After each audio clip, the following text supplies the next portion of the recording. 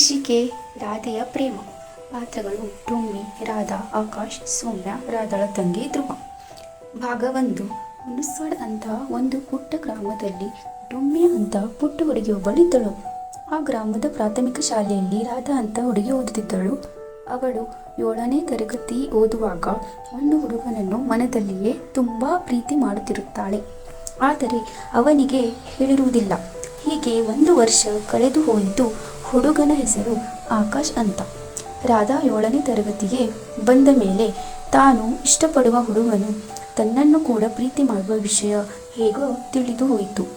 ತುಂಬ ಖುಷಿ ಪಡುತ್ತಿರುತ್ತಾಳೆ.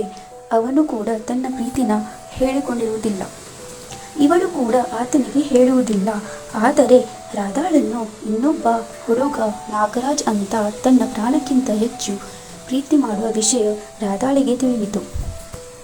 ಹಾಗೆಯೇ ಈ ಭಾಗದಲ್ಲಿ ರಾಧಾ ಆಕಾಶ್ಗೆ ಸೇರುತ್ತಾಳಾ ಅಥವಾ ನಾಗರಾಜ್ಗೆ ಸೇರುತ್ತಾಳಾ ಅಂತ ಕಾದು ನೋಡಿ. ಮುಂದಿನ ಭಾಗದಲ್ಲಿ ಮುಂದುವರಿಯುತ್ತದೆ. ಧನ್ಯವಾದಗಳು.